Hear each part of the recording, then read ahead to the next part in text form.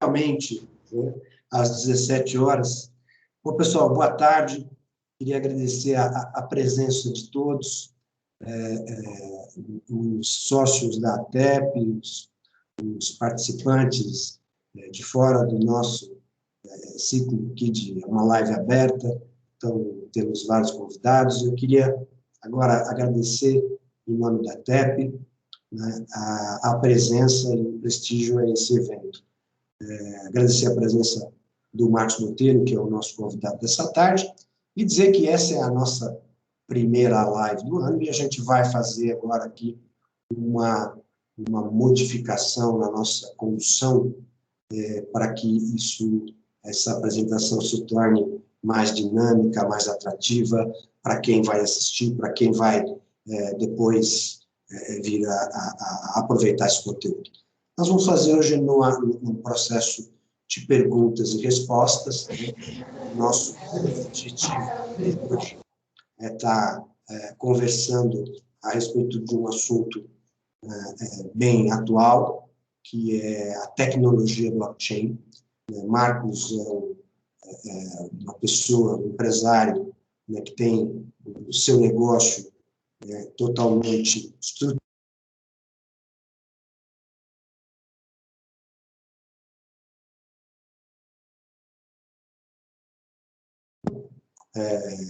Ele vai nos ajudar a singrar, a desbravar essa tecnologia. E eu vou pedir a todo mundo que enderece nossas perguntas, né, e depois, ao final, se houver tempo, a gente vai responder, espero que tenha. Se não tiver tempo, a gente vai endereçar as respostas. O objetivo é sempre deixar todo mundo informado e levar o maior quantidade de conteúdo possível. Né? Vamos lembrar, blockchain é um assunto muito vasto, né? A gente vai dar aqui um rabisco, né, nessa tecnologia, mas vai procurar, né, conduzir vocês, né, por um caminho do básico até para poder entender como que é possível nós da ATEP, nós empresários de IT, você empresário de IT que estiver assistindo, ou você técnico que estiver assistindo, como é que a gente pode fazer, né, para aproveitar esse movimento dessa nova tecnologia blockchain. A gente está recebendo hoje Marcos Monteiro, que é o proprietário da plataforma. Esqueci o nome da sua empresa, cara. Uma Pira vergonha. Digital. Pira Digital, uma vergonha, por exemplo, esquece o nome. Mas é Pira Digital, tá? Uma plataforma baseada na solução blockchain, ele vai detalhar para a gente aqui. Né? Marcos é advogado de formação, né? Então ele resolveu empreender e percebeu que a tecnologia podia ajudá-lo. Enfim, é alguém como nós aqui que resolveu, né, correr atrás aí dos seus sonhos e das oportunidades.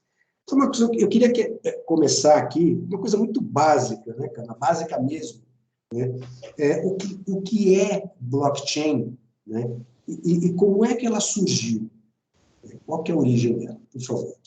Primeiro, agradecer o convite da ATEP. Estou muito feliz de estar aqui com vocês. Espero poder contribuir. E sei que é um tanto ousado um advogado vir falar para o pessoal de IT sobre blockchain, mas espero estar à altura desse desafio aí. Bom, a história da invenção da blockchain ela é interessantíssima, né? Porque ela aconteceu por conta da crise financeira de 2008, que aconteceu nos Estados Unidos, em que houve uma quebra de confiança no sistema financeiro, e a partir dali, um pseudônimo na internet, não se sabe exatamente se é uma pessoa, são algumas pessoas, mas um pseudônimo que usou o nome de Satoshi Nakamoto, ele lançou um paper na internet para a criação de um meio de pagamento peer-to-peer, ou seja, entre duas pessoas privadas, sem a necessidade da intermediação de uma instituição financeira, né? E esse meio de pagamento, todos nós conhecemos, é bastante famoso, é o Bitcoin. Com a ideia dele, veio também a tecnologia que permitia que esse meio de pagamento funcionasse, que é a grande revolução da ideia dele. A moeda digital já existia há muito tempo, o cartão de crédito é uma moeda digital, por exemplo. Mas o que ele quis fazer era um meio de pagamento criptografado, que você não precisasse de intermediários e que fosse totalmente confiável. E aí ele inventou a blockchain para permitir isso. E agora a explicação que eu vou dar, obviamente, não é uma explicação técnica de alguém de TI, mas é a explicação de alguém que entendeu dessa forma o assunto, e é assim que eu consigo fazer as pessoas como eu, que não são da área, entenderem, né? A blockchain é uma rede de computadores, obviamente, na internet, em que eles estão todos interligados e que validam as informações que são colocadas ali de uma forma que, como são milhares de computadores, não adianta eu hackear um computador ou alguns deles, a informação vai continuar intacta, porque os outros computadores vão continuar validando ela. Eu costumo fazer uma analogia de que ela é uma grande planilha em que você coloca informações ali, alimenta informações ali, e essas informações são imutáveis. A partir do momento que você colocou as informações ali, elas não podem mais ser apagadas e não podem ser hackeadas. Bom, por conta disso, isso viabilizou o implemento de uma criptomoeda que ele inventou, que foi o Bitcoin, como meio de pagamento, confiável, seguro. O Bitcoin ele foi lançado oficialmente no começo de 2009 e ele, obviamente, deve sofrer ataques hackers continuamente, diariamente, mas até hoje nenhum deles foi bem sucedido por conta desse sistema que ele inventou. Depois disso, a tecnologia acabou sendo derivada para outros assuntos que a gente vai falar e tem a ver com o meu negócio, né? A tecnologia blockchain acabou derivando para outros ativos que não só criptomoedas. Ok, Marcos. E agora, nós de IT temos ali um conceito que a gente, apesar de a gente conhecer cloud, apesar de a gente conhecer virtualização, né, a gente gosta de saber, poxa, aonde está o data center, enfim, fisicamente, quem controla o blockchain? Onde é que ele está? Onde é que o blockchain está hoje? Onde é que a gente pode vê-lo? Essa é a mágica, né, da blockchain. Assim como a internet, não é possível vê-lo, né? Não dá para ver o blockchain. São milhares de computadores ligados, então você tem ali milhares de pessoas validando aquela rede. Não existe uma sede, não existe um CNPJ. Parte da genialidade da invenção do Satoshi Nakamoto foi justamente isso. O que ele percebeu? Que ele precisava ficar anônimo. Ele, inclusive, jamais reclamou a autoria dessa invenção, não se sabe, portanto, quem inventou. E com isso não é possível, por exemplo, que um governo ou que qualquer ministério mande uma correspondência para a blockchain, especificamente falando de Bitcoin, e peça para que ela seja desligada ou para que sofra alguma alteração e tudo mais. Ela é uma rede descentralizada, ou seja, todos os entes que atuam ali, né, que são os mineradores, né, que a gente ouve falar muito de mineradores de Bitcoin, são esses entes que validam a rede, todos eles que participam da rede, mas ao mesmo tempo nenhum deles é mais importante do que o outro, ou seja, não existe um local físico, uma pessoa específica, é a mágica da descentralização que a blockchain permite. Ok, eu fiquei agora, sim, a minha próxima pergunta, que era quem controla a blockchain, né, você já respondeu, né? Ou seja, o controle é totalmente descentralizado, é isso? Exatamente. Os entes ali trabalham na forma de consenso, né? Ou seja, as informações que são colocadas ali, elas têm que ser aprovadas por consenso, e com isso você garante, né, um sistema de cooperação entre todos os participantes, em que todos acabam se beneficiando da rede que foi criada. Perfeito. O Fabrício levantou a mão, está fazendo uma pergunta, eu vou pedir ao Fabrício para ele tomar nota e a gente responde ao final. Pode ser, Fabrício? Perfeito. Agora, eu queria explorar um pouco, a gente combinou essa conversa, né, de descer num nível um pouquinho técnico para nossos colegas aqui poderem também fazer perguntas, né, porque foi um aspecto que me incomodou quando eu comecei a conversar com o Marcos, né, e comecei a estudar quais são os tipos de blockchain que existem.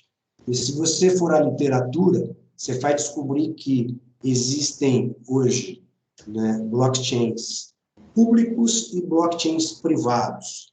No caso, o Bitcoin está numa blockchain pública. Né? O Marco também se utiliza de uma blockchain pública. Por exemplo, agora, em outra medida, existem, né, as blockchains privadas. Né? E existem linguagens também para movimentar, né, essas estruturas, essas tecnologias. Um pouquinho de história, né? Quando a blockchain surgiu, né, os entes que mais se apropriam de novas tecnologias são os bancos, ok? Os bancos ficaram muito interessados em estudar a blockchain, em colocar os seus dados na blockchain. Porém, os bancos exigem, os seus acionistas exigem uma grande governança. Então, os bancos falam assim, nós não vamos utilizar uma blockchain pública, nós vamos criar a nossa. Então, dos 10 maiores bancos do mundo, né, alguns sediados nos Estados Unidos, resolveram criar um consórcio para definir uma linguagem. Esse consórcio se chamava R3.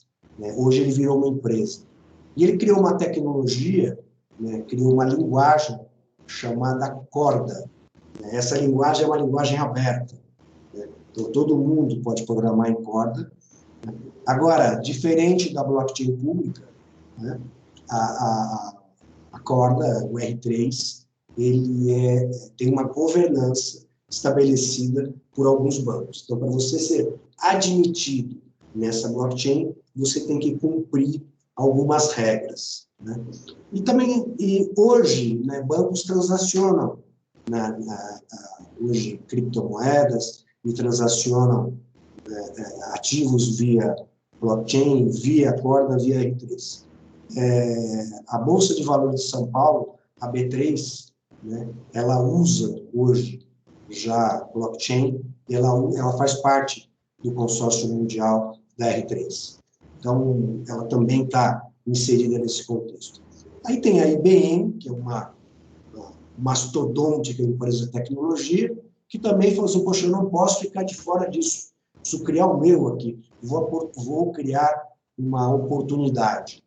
Como o segmento financeiro estava ocupado já pelos bancos, a IBM foi para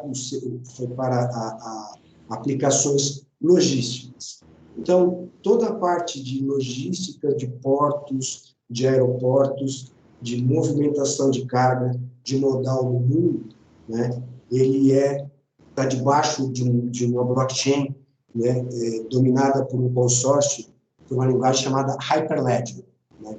O que a Hyperledger faz? A Hyperledger ela é uma blockchain concorrente da R3 e concorrente da blockchain pública. Tá? Então, nada mais é. Então, são 3 tecnologias diferentes para o mesmo fim. Elas vão se falar algum dia? Essa é uma incógnita, essa é uma pergunta, né, que o Marcos, como empresário, vai ter que resolver com o negócio dele, não sei quando. Tem algumas iniciativas para isso já, depois a gente pode falar. Ok.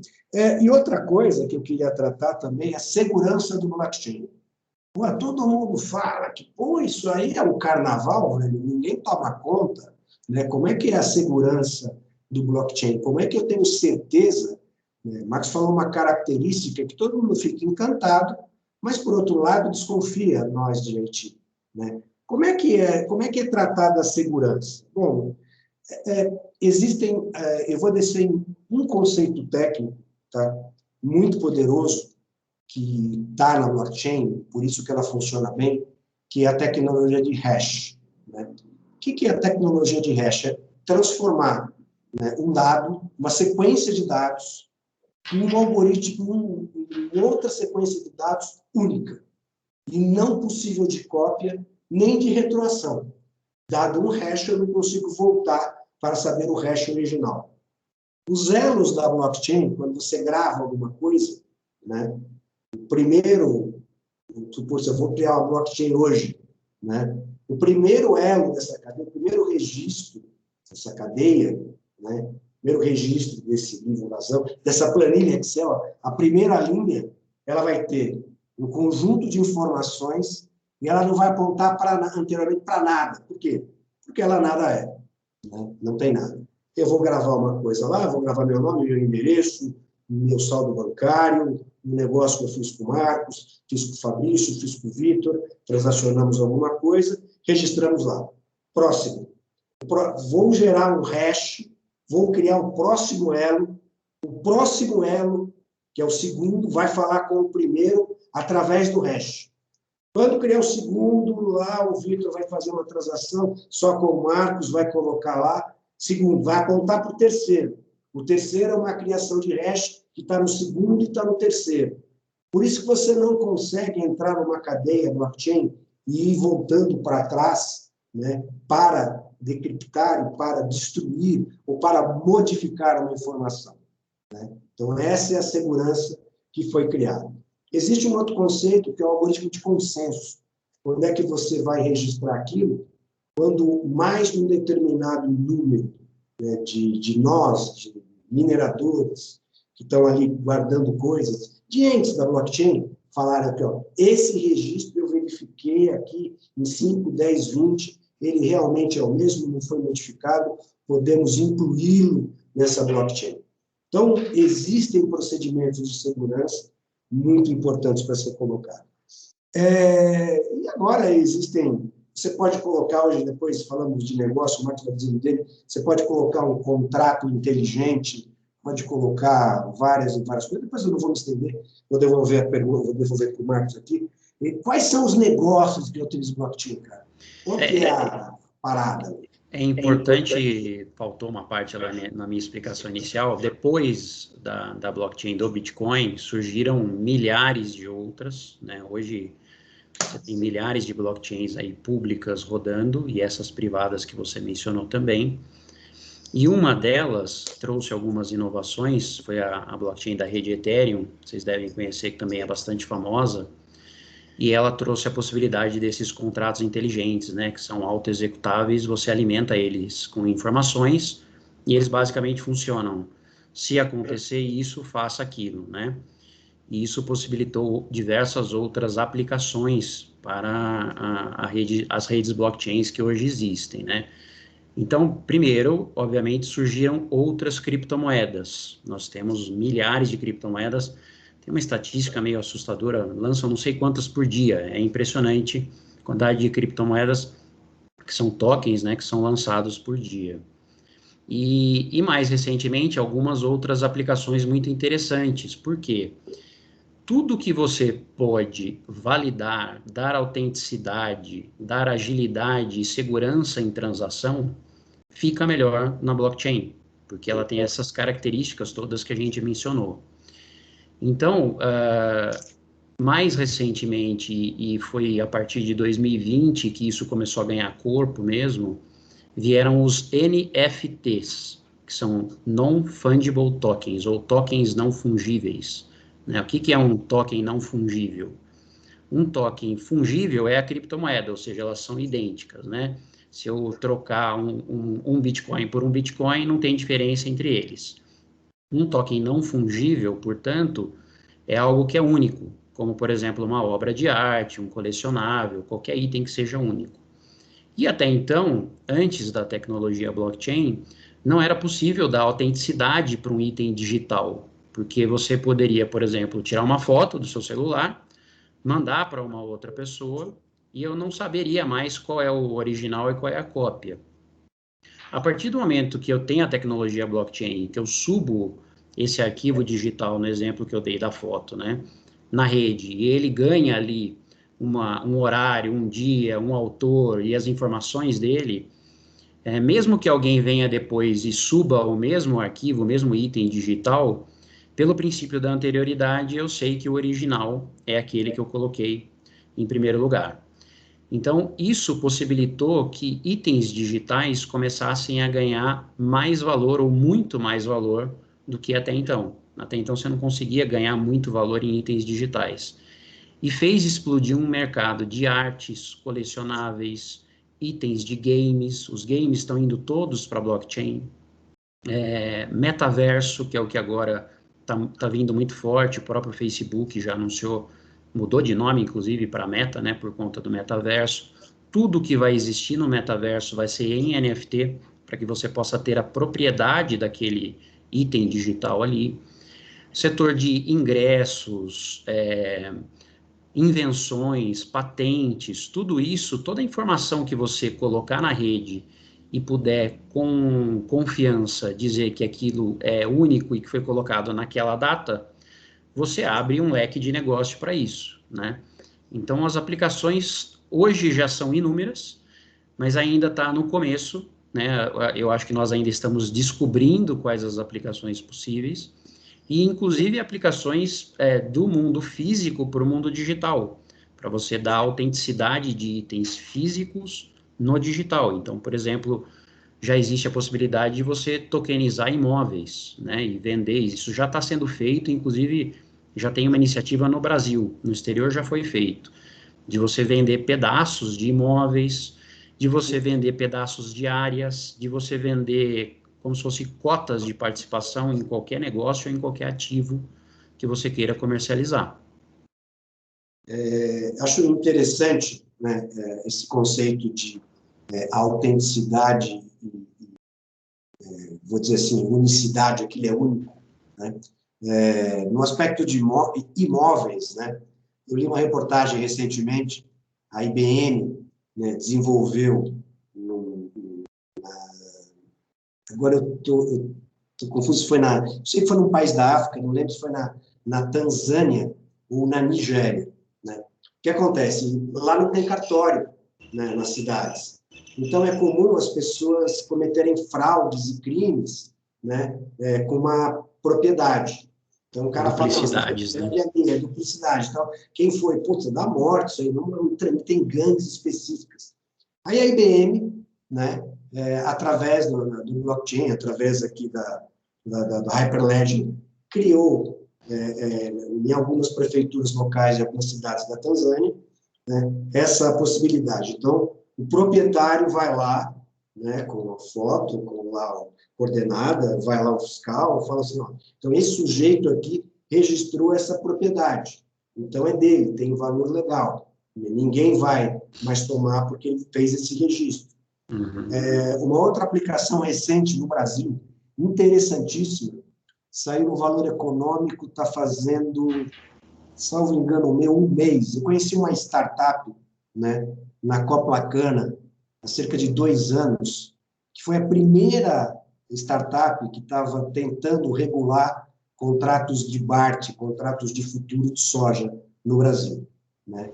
É de uma moça, uma advogada, são um conjunto de 3, 4 advogados, a CEO é uma moça, e ela estava explicando como é que era isso. Na época, ela não falou de blockchain para nós. Não era, foi no autor da Coplacana, ela não entrou nessa discussão. Mas ela falou contrato eletrônico, ninguém deu muita bola, eu achei ela doida, falei, pô, esse negócio não vai virar dia nenhum, né? Pô, depois ela apresentou, agora saiu, né, o conceito de contrato inteligente através da Ethereum, da plataforma Ethereum, né, para soja a futuro.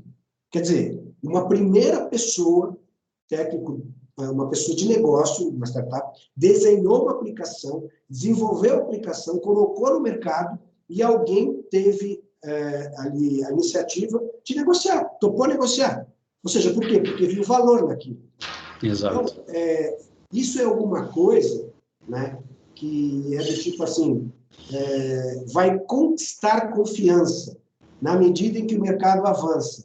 Ou seja, na medida que você compra uma criptomoeda, que você compra um Bitcoin, né, ou que você transaciona no mercado real via virtual, né, você tem, a IBM faz contratos de remessa de mercadoria, né, de Moçambique para Amsterdã, né, um contrato. Qual que é a vantagem desse tipo de contrato, por exemplo?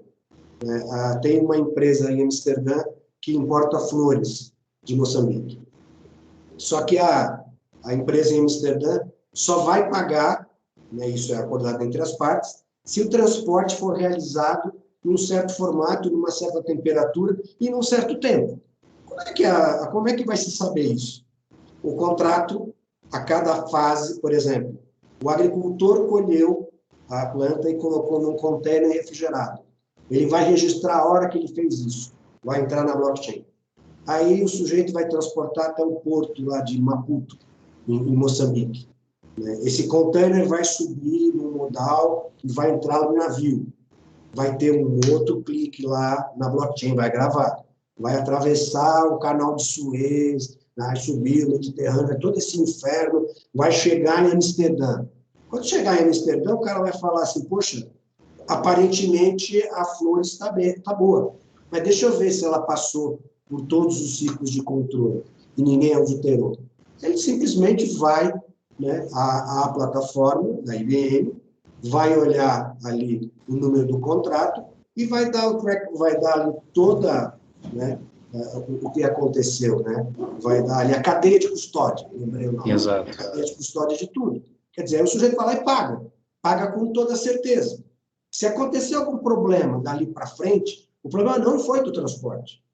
Está comprovado que, óbvio que essa flor, essa mercadoria transportada com esta segurança pode ser, por exemplo, por uma vacina, por um antibiótico, por um remédio, para várias outras coisas que precisam dessa segurança.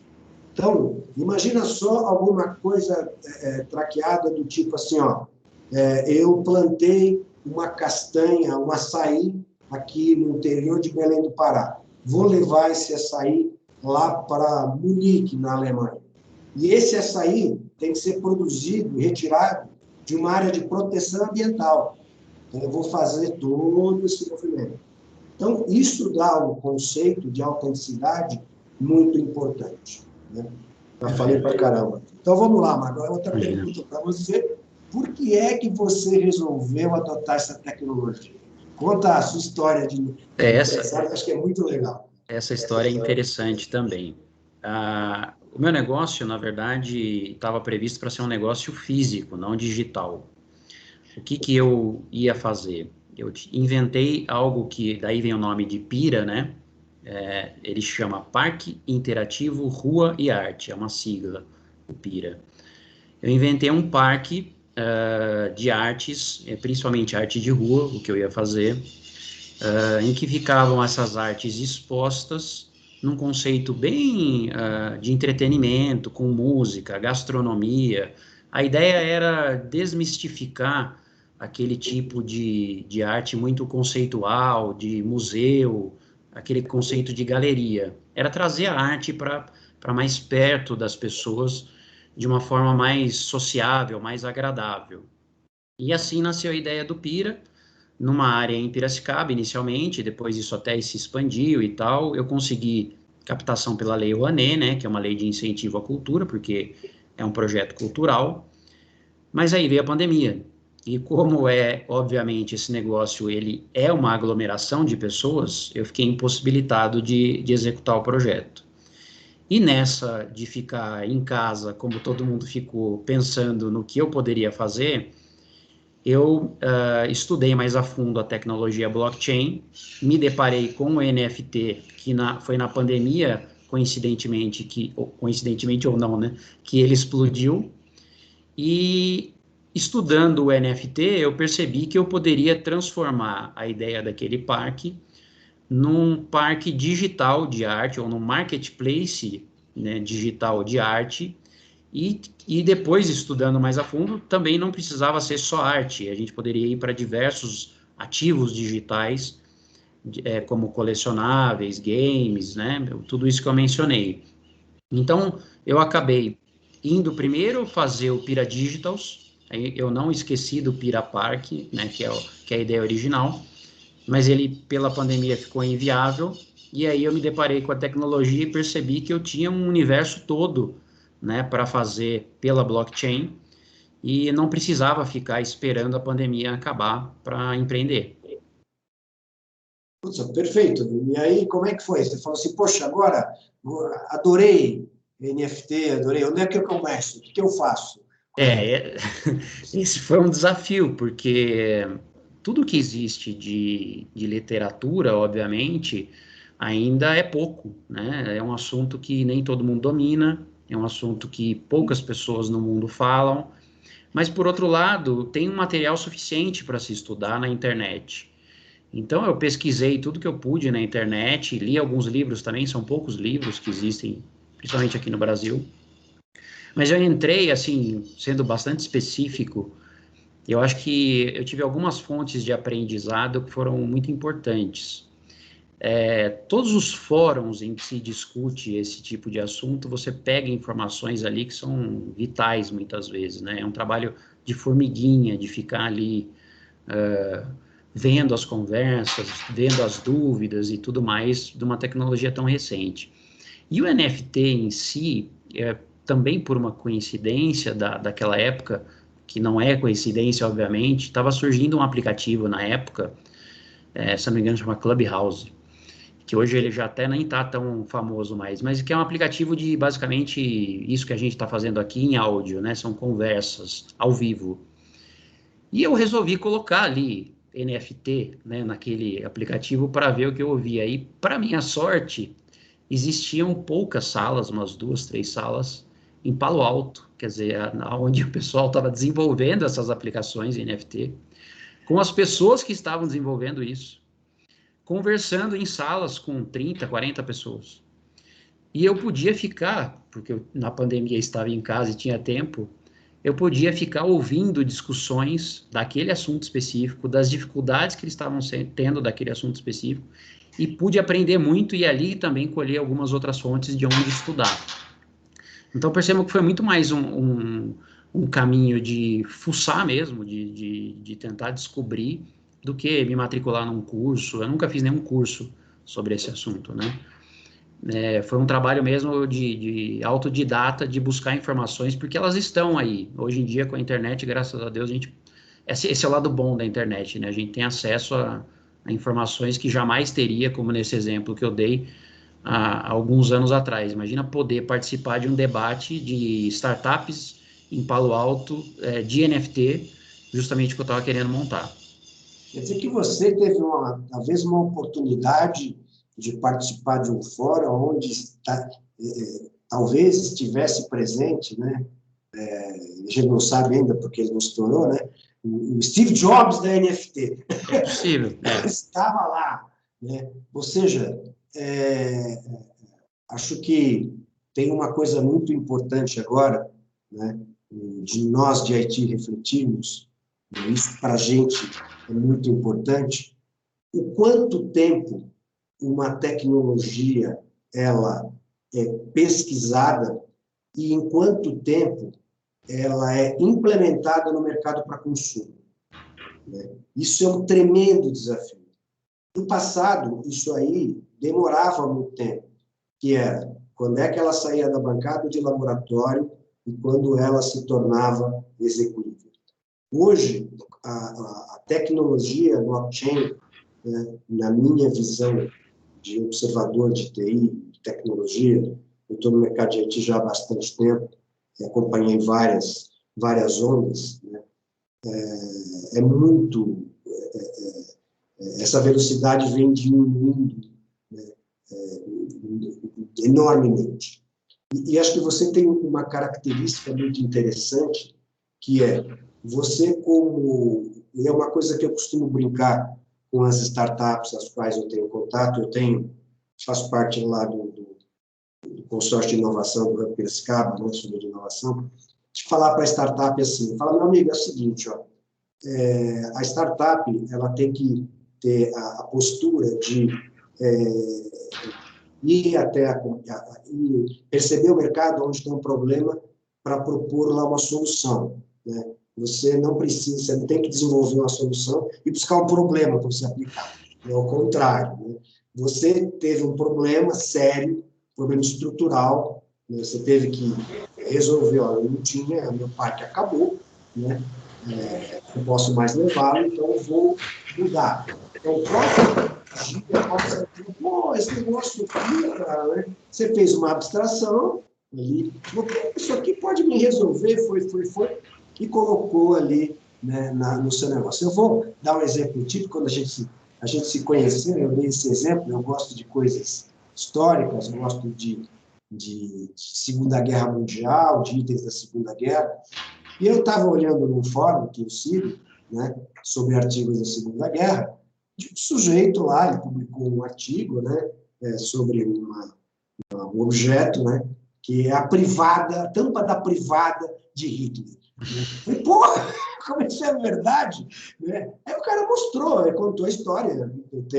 Tinha um refúgio nos Alpes bávaros, né, na Alemanha, e durante a invasão aliada, né, um grupo de americanos foi lá e destruiu todo aquele lugar, bombardeou, e os soldados foram lá e pegaram os souvenirs, né, recordações. E o sujeito entrou num banheiro de elite e tal, aparentemente seria um banheiro, né, de pessoas de alto gabarito, talvez, o cara arrancou a privada e tirou uma foto com a privada, assim, tinha uma suástica na privada. Né? E a autenticidade, né, desse objeto foi comprovada por uma loja de leilão. Né? Aí a pergunta que eu ia te fazer, né, eu vou pegar e vou pôr a privada de Hitler como NFT, é um colecionável. Né? Ou uma coisa mais legal, eu tenho uma assinatura, eu tenho um autógrafo do Ayrton Senna numa camiseta. Ou algo ainda mais, eu quando era garoto, né, sou corintiano, eu tive uma camiseta autografada pelo Roberto Rivelino, um grande jogador, tricampeão mundial de 70. Quer dizer, eu posso pegar essa minha camiseta e colocar numa plataforma para vender, isso é possível? Exatamente, é possível, já está acontecendo, inclusive. O Tom Brady, jogador de futebol americano, ele agora na aposentadoria, ele anunciou que ele vai se dedicar à empresa dele, que é uma empresa específica de colecionáveis desse tipo em NFT. Então, como é que é feito, na verdade, quando é um item físico, né, e você tem um NFT? O NFT, ele vira o certificado de autenticidade daquele item. Então, se você tem, por exemplo, uma obra de arte e você precisa que algum especialista comprove a autenticidade dela, a partir do momento que você tem um NFT, isso vai ser feito uma vez só, e toda vez que essa obra for transacionada, você vai registrar essa transação, ou seja, vai passar o NFT de uma pessoa para outra, e eu vou saber que o atual proprietário comprou aquele item original. Obviamente que vai ter que ser feita a transação física também, né? Mas o NFT acompanha a obra, né? De uma forma que eu não preciso mais ficar a todo momento pedindo que aquilo seja verificado, a autenticidade e tal. Eu sei, olha, o Edelcio é o dono desse item aí, dessa tampa de privada, no exemplo que você deu. Adoraria. E ele tem o NFT na carteira dele, então eu sei que realmente aquela propriedade daquele item é autêntica e é dele. Ele transfere tanto a tampa quanto o NFT para mim, e aí a gente tem toda a cadeia de proprietários daquele colecionável. Uma coisa importante que eu não mencionei ainda, tanto para arte quanto para colecionáveis, né? Ganha importância essa cadeia, porque vamos imaginar que o item em si já tenha uma raridade específica ou uma importância específica, mas ele passou nas mãos de alguém importante também, né? Então, vamos imaginar que em algum momento o Neymar comprou um item colecionável e depois me vendeu, né? Eu posso dizer, olha, esse item já pertenceu a Neymar, por exemplo, né? E outro aspecto importante dos contratos inteligentes também é que eu posso programar royalties. Então, e sempre houve tentativa no mercado de artes e colecionáveis, né, de você implementar royalties, mas existe uma dificuldade, porque a partir do momento que alguém fez uma obra de arte, o artista, né, ele entregou, ele vendeu, como é que ele vai saber depois das transações subsequentes? Você poderia até tentar verificar, mas na prática era muito difícil. Na arte digital ou mesmo nessa arte física, se você fizer a transação do NFT, né, pareado à arte física, você pode programar que aquele NFT tenha royalties perpétuos. Então, o artista vai ganhar um percentual X, 5, 10%, a cada revenda daquela obra, né, ou daquele item, se for o caso, um colecionável. E, portanto, nós vamos começar a ter herdeiros desses royalties, e o artista em vida, possivelmente, também recebendo um reconhecimento financeiro que muitas vezes ele não teria, porque a relação financeira dele acabava com a venda da obra ali para o primeiro comprador. Quer dizer, Van Gogh, tem uma história famosa que toda a fama de Van Gogh, ele é um gênio, foi um gênio, mas ela foi promovida, estruturada pela cunhada dele, pela esposa do Theo, né, do Theo Van Gogh. Então, ela criou aquele conceito todo, tal, tem livros sobre isso. Quer dizer, essa mulher com NFT ia bombar. Bombar, a família ia ficar mais rica ainda. Mais rica do que já é, pela quarta vez. Né? Exatamente, porque eles estariam recebendo royalties a cada revenda que acontecesse hoje, inclusive, né? Eu queria te assim, é tudo muito bonito, é fascinante aqui. Agora conta, cara, quais são os problemas que isso tem? Assim, são as dificuldades que você teve e vive hoje, né, para manter o seu negócio? A maior dificuldade que eu tive foi para conseguir profissionais, e aí eu acho que é muito interessante a gente estar nesse fórum da ATEP, profissionais de TI, para me ajudar nessa empreitada, porque como eu falei desde o início, eu não sou da área, então eu precisava que alguém me ajudasse nisso. E aí começou uma vasta pesquisa de quem ou que empresa poderia me ajudar com isso. Eu até inicialmente conheci uma empresa na Argentina, que é uma empresa... Argentina, cara? Não. Argentina. Não, pô, cara. Você sabe por que na Argentina eles são muito avançados em blockchain, né? E isso tem uma explicação bastante interessante, que como a moeda deles é uma moeda frágil há muitos anos, e a economia basicamente já é dolarizada, as criptomoedas foram a saída para que eles pudessem transacionar sem ter perdas inflacionárias do peso, né? Então eles foram se desenvolvendo em blockchain mais rapidamente que outros países, e esse processo, curiosamente, acontece em inúmeros países mais pobres. Se você pegar o percentual de adesão cripto no mundo, ele é bem maior em países pobres do que em países desenvolvidos. Na África, principalmente, Venezuela é muito forte, né? Cuba, todos os países que têm moeda frágil, as pessoas costumam buscar o cripto para poder fazer essas transações e segurar um pouco o valor do seu dinheiro sem perdas inflacionárias. E aí eu descobri uma empresa, uma especialista em blockchain na Argentina, mas ela já era, tipo, ela é uma das 10 maiores do mundo e tal, e quando me passaram o orçamento, eu falei, absolutamente inviável, não vai dar, vou ter que procurar no Brasil mesmo, né? Eu primeiro mirei no mais difícil para ver quanto custava, né? E aí, pesquisando aqui no Brasil, depois de muito pesquisar, eu encontrei 3 empresas. A minha cachorrinha está latindo aqui. Quer participar? Quer participar. Eu encontrei 3 empresas só no Brasil que se dispuseram a fazer. Sendo que uma tinha uma solução white label, que é o que a gente chama de você entra ali, só coloca a marca, né? E as outras 2 me disseram, olha, a gente sabe fazer, mas a gente nunca fez. Então, você veja se você quer fazer com a gente, mas a gente consegue fazer, mas nós vamos aprender junto. E como eu senti confiança em uma delas, que é uma empresa de Curitiba, a gente literalmente aprendeu junto, né? Obviamente que eles tinham bastante conhecimento técnico, mas algumas coisas, como funcionalidades, né? Eu fui passando para eles, olha, isso é possível, pesquisem porque é possível, eu já vi que dá para fazer e tal. E conseguimos, né? No final, a gente já tem uma plataforma lançada, o piradigitals.com, em funcionamento. Quer dizer, que você recomenda que a gente entre lá para conhecer. Recomendo, porque, assim, o que a gente conseguiu, modéstia à parte, é um feito, porque é a primeira plataforma no Brasil em que ela é descentralizada, ou seja, você consegue entrar ali e fazer as suas próprias negociações, e você consegue transformar o seu item digital em NFT, que é o que a gente chama de mintar, né, que é do verbo to mint em inglês. Então, essa foi a primeira dificuldade, ou seja, encontrar parceiros da área de TI para implementar esse negócio. Aí você tem outras dificuldades que a gente também poderia passar aqui horas falando de legislação brasileira, que ainda vai avançar nesse assunto, mas que ainda é uma legislação que além de tímida, ainda não compreendeu completamente o tema, e ela teve uma aprovação recente agora de um projeto de lei, ele ainda depende de validação, mas ele já foi aprovado.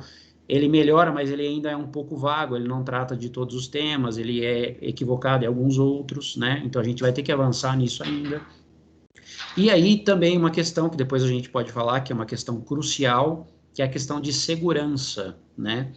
Por quê? Porque o jeito que o Satoshi Nakamoto inventou que você tivesse segurança e pudesse transacionar entre pares, né?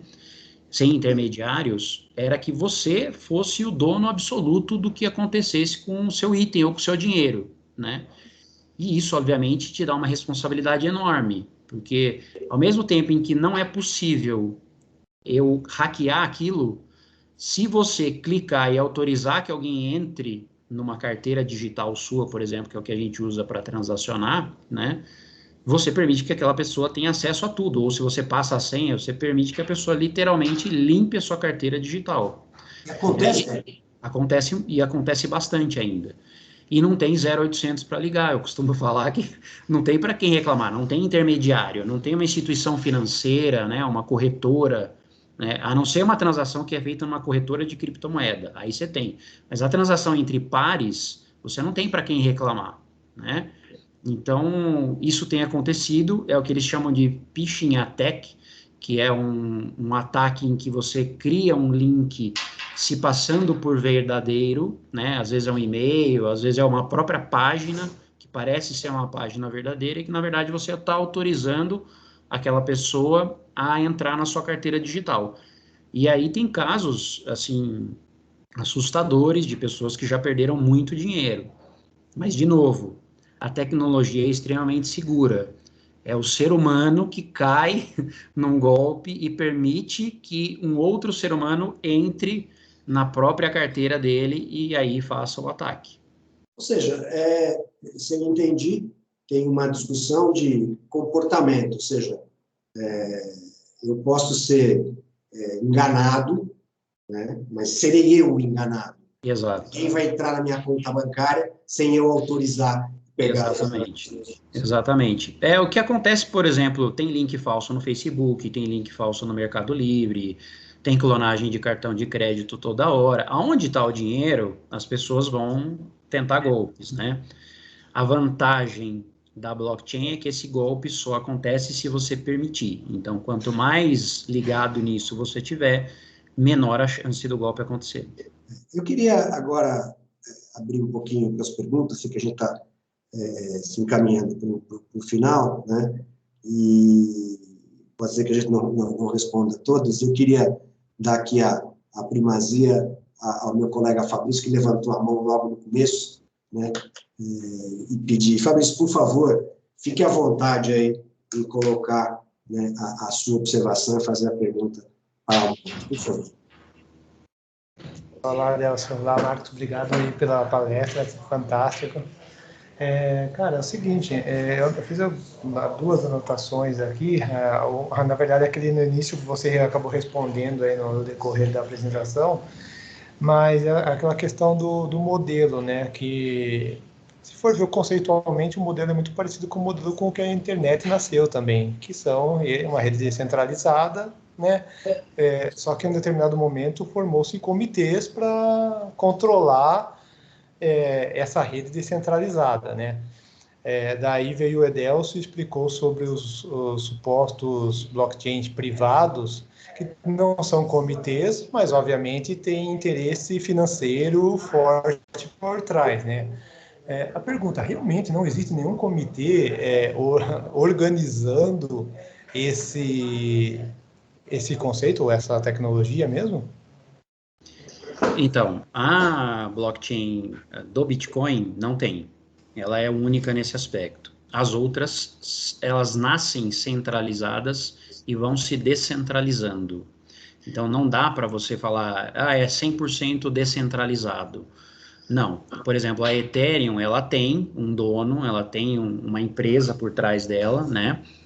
Só que inúmeras decisões tomadas ali e validações é que são descentralizadas. O que você mencionou é muito interessante, Fabrício, porque realmente o conceito inicial da internet era esse.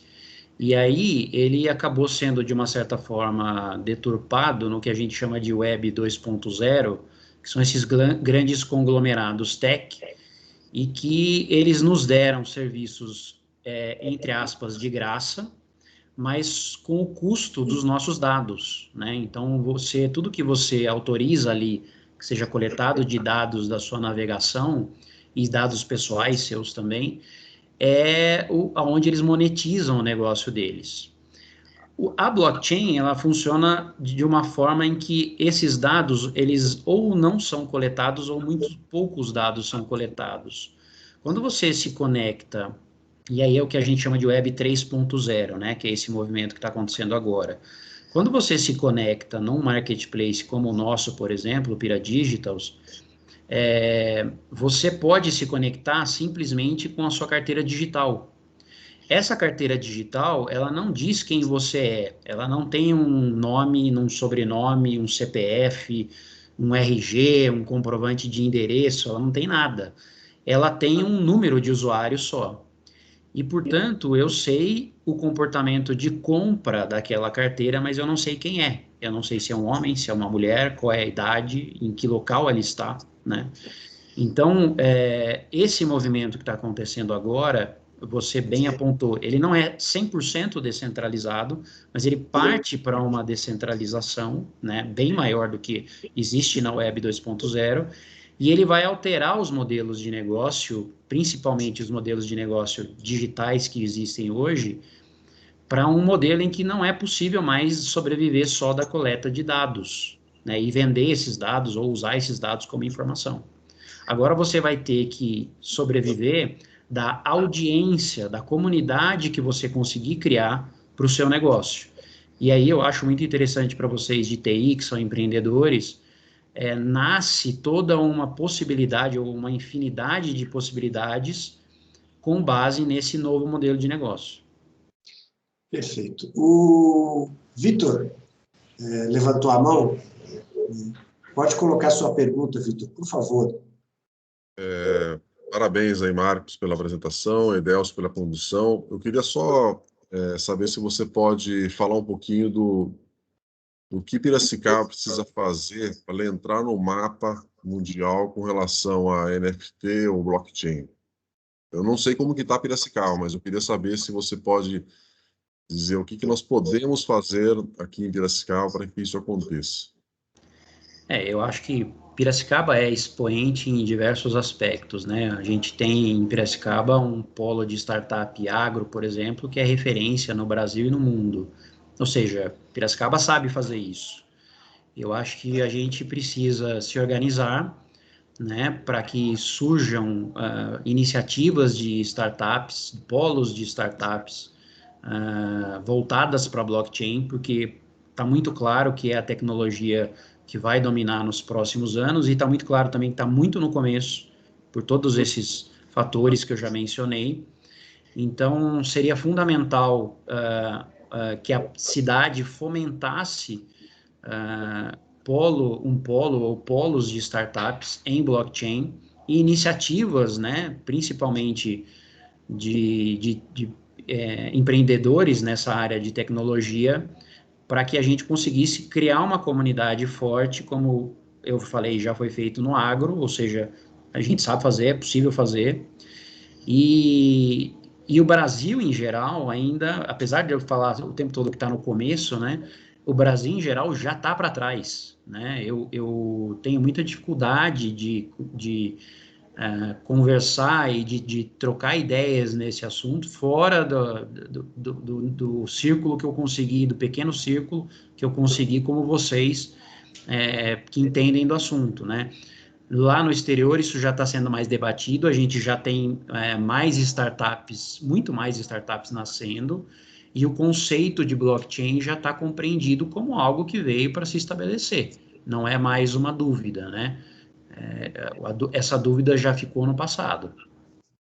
Ok, eu queria aproveitar agora, fazer aqui um jabá da ATEP e do Hub Piracicaba, que é o seguinte, né?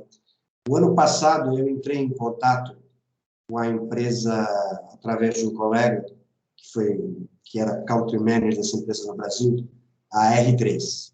A R3 é o consórcio que criou para os bancos mundiais o Corda, né? E eles têm programas de apoio a startups, a empresas, e eu os convidei, né, para fazer uma palestra, né, colocá-los na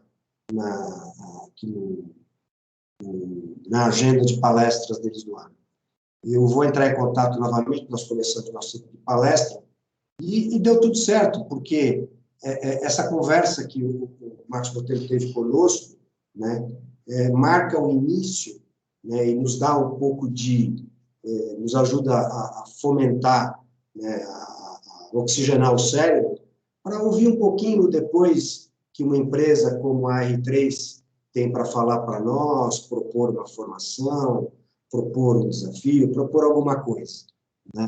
Então, acho que blockchain, acho que toda essa nova tecnologia, que é uma oportunidade. Vitor, muito obrigado pela sua provocação, acho que é muito importante para todos nós da TEP, né, para todos nós de Piracicaba, né, e para quem está nos ouvindo, aproveitarmos essa oportunidade ímpar, né, de entrar nessa tecnologia, de conhecermos e desbravarmos e aproveitarmos, né, para desenvolver a comunidade de tecnologias de Piracicaba, desenvolver economia, gerar emprego, gerar valor para a cidade e para a região, né? Eu queria caminhar para o final, dizer se tem mais alguma pergunta, a gente vai responder a posteriori. Queria acabar no horário, em respeito ao pessoal que entrou no horário. Queria ver do Marcos aqui a mensagem final dele, né, para que essa é a nossa comunidade, e agradecê-lo pela participação. A palavra é sua, Marcos, por favor. Poxa, eu que agradeço demais a TEP, parabenizo a TEP por estar tratando desse tema de uma forma tão profunda como vocês estão se propondo a tratar. É uma iniciativa rara de se ver no Brasil ainda nesse momento, então é importante que a gente ressalte isso. E a mensagem que eu gostaria de deixar é que essa tecnologia, ela traz possibilidades infinitas. O brasileiro tem uma característica fundamental que é a criatividade, então a gente tem como aproveitar demais essa tecnologia.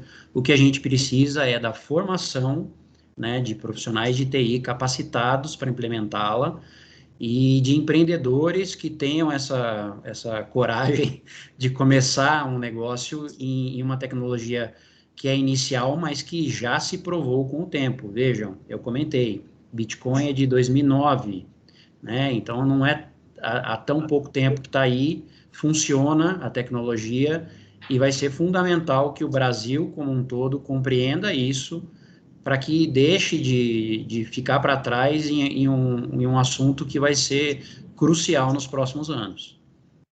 Ok. Vitor, Fabrício, querem dar contribuição? Ok. Perfeito. Gente, meu nome, em nome da ATEP, em nome de toda a diretoria e dos associados, eu agradeço a atenção de vocês para essa primeira live nossa em formato podcast. Eu queria agradecer o tempo de vocês, né? E podem contar com a ATEP, podem entrar em contato conosco, para entrar em contato com o Marcos, ou diretamente com o Marcos. Agora, vamos seguir em frente, que esse ano temos muitas novidades e vamos colocar todo mundo no caminho da inovação. Gente, muito obrigado. Posso só falar uma coisa que eu esqueci, você falou aí, eu lembrei, Edelcio, desculpe. Claro. Se vocês quiserem entrar em contato, dúvidas, sugestões, qualquer que seja o assunto, eu acho que a gente tem que se conversar mesmo. Visitem a nossa plataforma, se possível, por favor, piradigitals.com, e nas redes sociais vocês também podem entrar em contato com a gente está nas redes sociais todas também. Perfeito. e eu vou procurar lá a privada, que fiquei em etapa de privada, que eu tenho interesse. Ok, gente? Muito obrigado, gente. Até mais. Tchau, gente. Obrigado. Ótima semana para todos. Tchau, tchau.